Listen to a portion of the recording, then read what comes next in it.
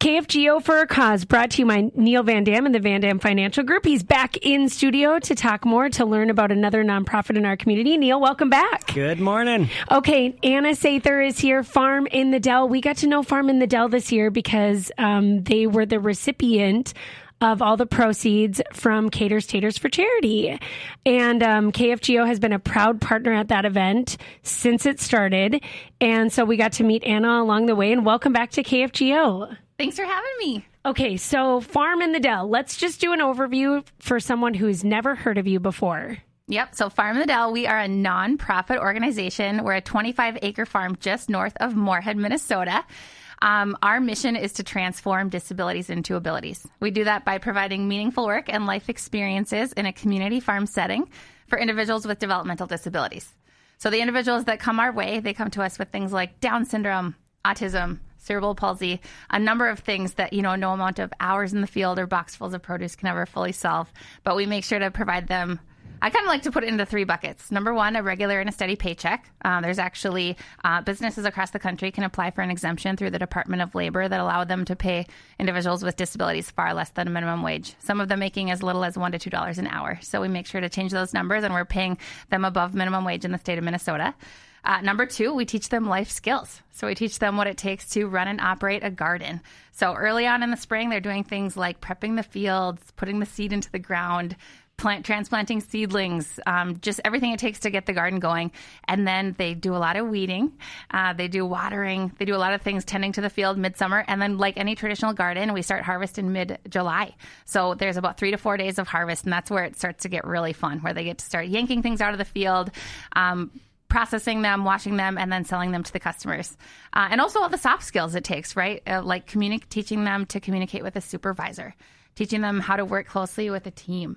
Another big thing is we work on positivity, how to stay positive when things get tough. There's a lot of challenges out there, such as battling rain, heat. We had hail. Muddy conditions, lots of different things where our tasks on a daily basis are needing to switch kind of on a dime. And so teaching them how to deal with that. And also we're a Christian ministry out there. So making sure that all of the individuals that work out there feel lifted up, cherished, respected, and celebrated in the way that they deserve. I love it. And Neil, you've had experience. You were like, oh no, I was there weeding. What was First of all, I just have to say, everything she just said looks like or sounded so scripted, like she's staring at it, but she's just sitting here with the biggest smile on her face, just looking around the room. That was impressive. That was good. Nothing is scripted out of Anna. She just knows their mission inside and out and upside down, I think.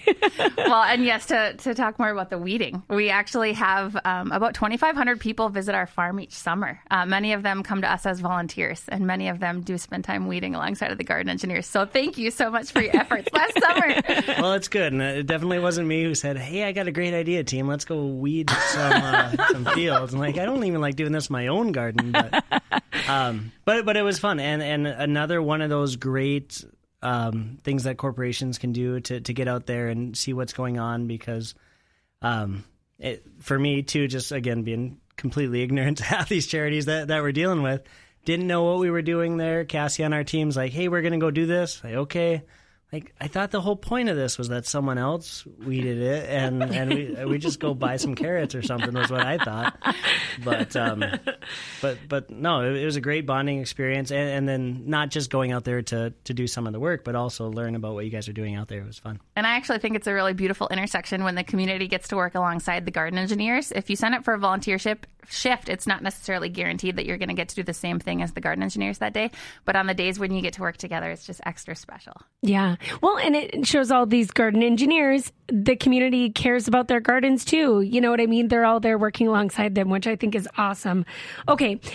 This fall, you were kind of laying the seed, if you will, for what you wanted to come at Farm in the Dell. And that is, you are seasonal right now. You are a place where you can hire these people and they have a job during the growing season. But there's a lot of months where we don't have growing season here. And so you have to let those people go and just hope they come back the next year. The dream, as I understand it, is to make this a year-round operation. Yes, we actually just finished up our strategic plan. We have a 5-year strategic plan, and in that plan and beyond is to ultimately get year-round employment out there. Because right now, every October, we have to say goodbye to the garden engineers, hoping that they, A, come back in the spring, but more importantly, that they find a place to just, belong and feel community and find employment, if that's something that they're looking for during the off-season, between the months of November and early April. So in that facility, we would love that to be on site at Farm in the Dell. We would love, there to be offices, restrooms, maybe a community area where there's spaces for the garden engineers to spend time and maybe host special events. But the biggest piece of that would be an indoor greenhouse and a commercial kitchen.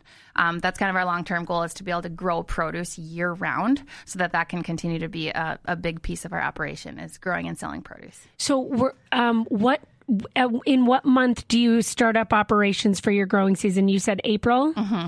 April is when you get everybody on board. And how many garden engineers will you have? Yeah, good question. So normally we start hiring on the supervisors in February, March, and then the garden engineers around the same time frame. But then they all start in early to mid-April. And that's when we start prepping the fields and getting the barn ready. And then some of the early seeds are starting to get into the ground by mid-April as well. That's amazing. Do you usually have all the same people come back? That's a good question. Yes and no. We do have, actually, most of them return each season. And as actually each year in the last few years, we've actually been able to see our team grow as well. So in 2023, we had 25 garden engineers. In 2024, we had 30, and we're hoping to continue to grow the team. Some of them, because it is a seasonal place, some of them do ultimately go on to find more full-time positions or year-round positions, I should say. And then we unfortunately have to say goodbye to those individuals. But, when we get year-round employment going, we would love to see them come back. Yeah. Okay. So tell us about the experiences from their point of view. Like, what's the feedback that you hear from people? Because, that ultimately has to be the thing that keeps you going, right? Yeah. I think it's just pure magic hearing the experience from the garden engineers, and I get to see it every day, again, between the months of April and October.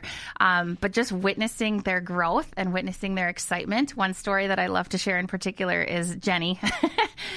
She started at the farm in 2023. I'll never forget her first day. She came out to the farm, and she was introduced to us as the mother hen.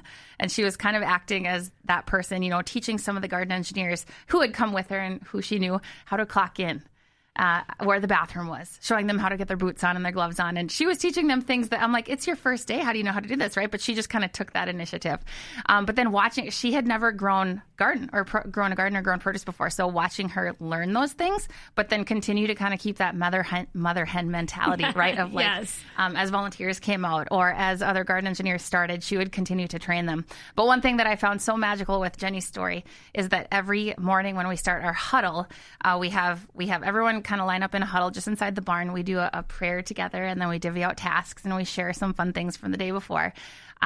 She started to ask if she could say the prayer, which was really cool, because leading a prayer in front of a group of, depending on the day, 20 to 30 people. It's a big life skill. It is. Yeah. Right. Like that's something that I learned while working at Farm in the Dell, was how to lead a group through prayer. Yeah. That was really, really cool to see her take on that initiative and that leadership and leading the garden engineers, and even sometimes volunteers through that. I love that. Anna Sather is with us, Farm in the Dell. This is KFGO for our cause. We're learning all about Farm in the Dell and more with her when we come back here on KFGO. Welcome back to KFGO for our cause. Amy Eiler here. I'm usually on Monday through Friday from 11 to 2 with JJ Gordon. But on Sunday mornings, I hang out on KFGO for our cause with Neil Van Dam of the Van Dam Financial Group.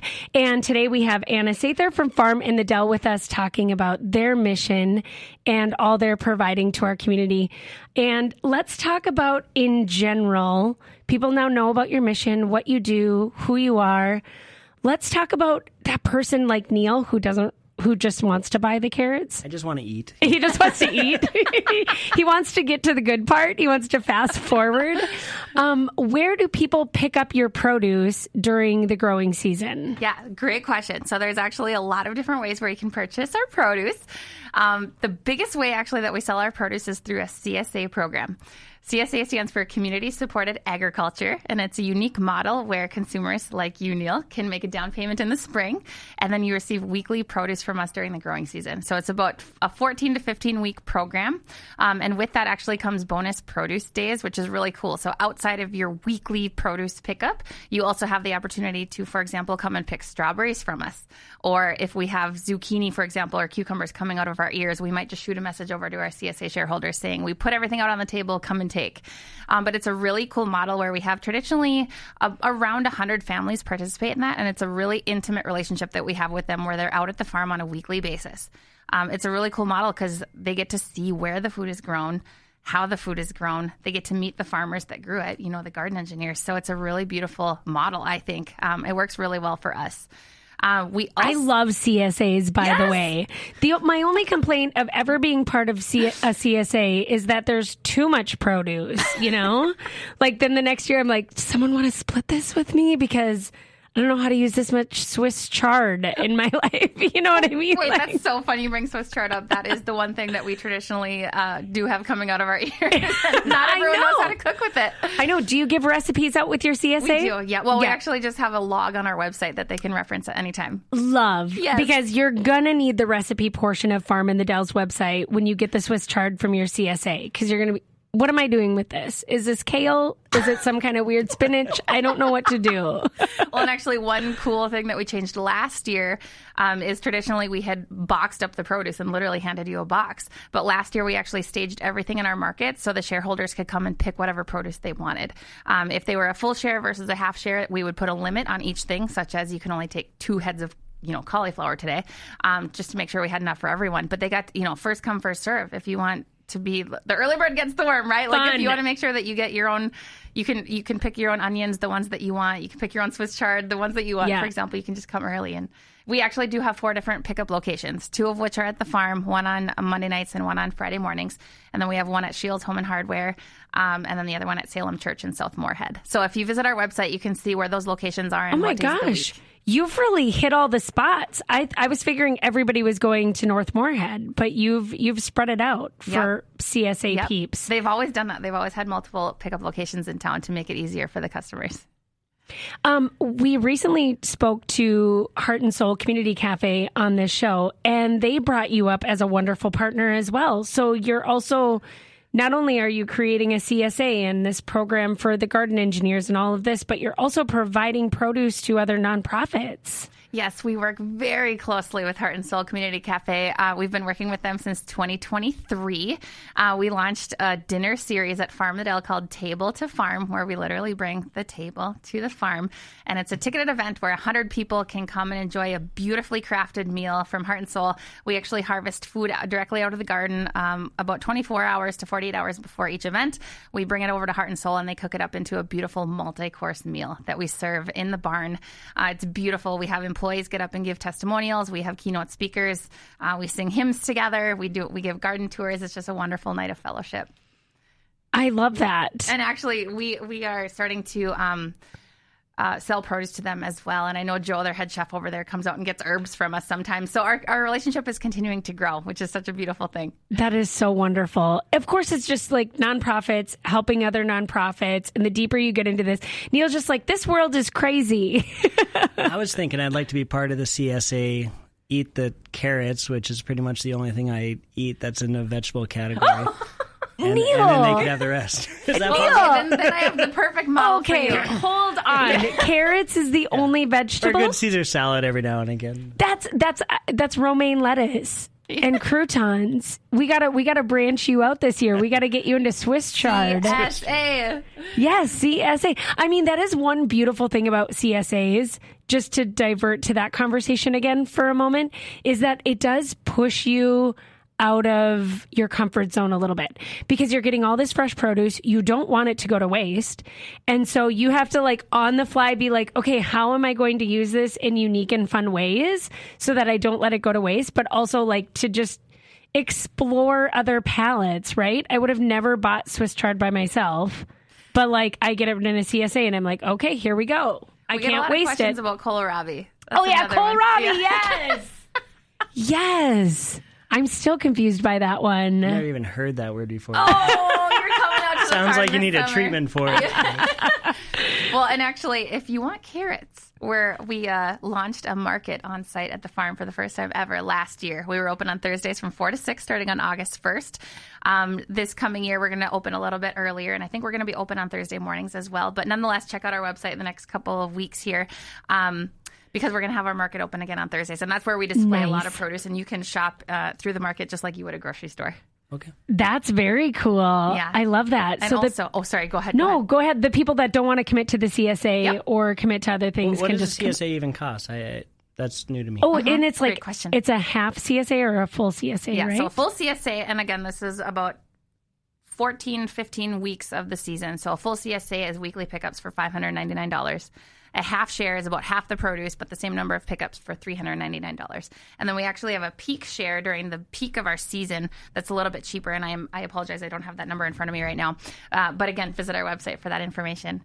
And another thing that I wanted to mention too was we have U-Pick days. We have many U-Pick days throughout the summer. Those are so fun, and especially for kiddos. Yes. We actually have a very large strawberry patch out at the farm, and it's a June bearing patch. So bring your family out. You can pick strawberries and try them right off the vine, which is so fun. And then as we progress throughout the season, we also open it up to U-Pick herbs, U-Pick flowers, U-Pick pumpkins. Last year, we actually dabbled a little bit with U-Pick corn and potatoes, but continuing to explore what's kind of manageable with, when people come and pick their own. But those have been really fun so far. We get a lot of families come where kids are trying foods for the first time right out of the field, and it's really cool. That's so cool. I know. I mean, we used to have a big garden, and now, fast forward to just like kids and busyness, I just dug out part of my landscaping in my house and made it. I was like, at least I can have 2 tomato plants and a cucumber plant and a pepper plant. And then everything else I rely on, people like Anna and Farm In The Dell to provide me with, because I'm just not going to take the effort. That's as much weeding space as I want to do at my own house on a weekly basis.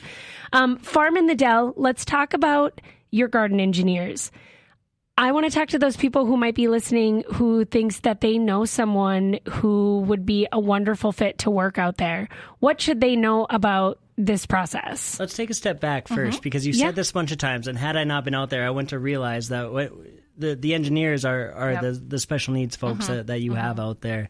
But then you also have volunteers guiding them as well, or coaching them on what to do. Because just hearing this, I'm like, I don't know that if I was a listener, I would understand that. Totally. Yeah. So the garden engineers are the individuals that come to us with developmental disabilities. We kind of consider ourselves like a non-competitive employment opportunity in that none of our garden engineers are necessarily like beating anyone else because of their capacity to lift 30 pounds or what they can and cannot do, for example. So if someone has the heart and the willingness and the drive to learn and work with us, we'll take them. And that is actually why we have a growing wait list, which is really cool to see. Actually, if someone doesn't get onto the team in a particular season, there are a lot of opportunities to stay involved, such as volunteering shifts, which is really cool. But anyway, so we want to set them up for success in future employment, if that is something that they're looking for. So we do try to treat it like it is competitive employment. So we do go through a traditional application process. We go through an interview process. There's extensive training for them at the beginning of the season, but we want to make sure that they feel ready to handle any task that we give them. So we might train them in on something at the beginning of the season, but then we might continue training them in on that same task multiple times through the growing season, just to make sure we're all on the same page and they're understanding what to do, for example. We do have a check-in with them mid-season to see how things are going. We want to share with them how we feel things are going, and same with them. We want them to be able to ask questions and share their feedback, and then we have another check-in at the end of the season too. So again, we try to keep it feeling like it's a competitive model. But again, if anyone has the heart and desire to work there, even if they're experiencing significant physical barriers, for example, if they have the heart, we want them. Yeah. Okay, so what is the wait list like? Really, really long. You're looking at me like it's extensive. I have to check on that again. I think maybe the last time I looked, there were maybe 15. But again, that's people who like intentionally reach out Yep. And they've gotten on that wait list in the last couple of seasons. So now that we're opening employment applications for this year, I'll be excited to see how many people apply. Yeah, that's amazing. And they have to reapply every year. No. Even if they've been back? No. Returners don't apply. Okay. Great question. Returners don't have to apply. Yeah. Okay. I was like, this is really competitive if you have to do that all over again. The pressure. But creating this like really safe space, they're not just learning how to pick produce out of a garden or grow a garden or weed a garden or all of the things that go along with that, but also like learning this process, this employment process is so vital. And so cool. And it's really cool because it's such a cool environment. We try so hard to make sure that they feel supported. So every garden engineer that comes to us, they come with an agency, and that agency provides a job coach. And so they're working really closely with their job coaches. So it might be like a 1-to-1 ratio or even a 1-to-4 ratio where a job coach has like 4 clients under them, for example. But in addition to that support, we also, as Farm in the Dell, provide supervisors to work with each group. So there might be one supervisor for every 6 to 8 garden engineers, for example. So there's a lot of support. There's a lot of hands-on help out in the field. Amazing. Through the shift. Anna, if someone wants to know more about Farm in the Dell, how should they do that? You can visit our website at farminthedellrrv.org. Thank you so much. Thanks for having me.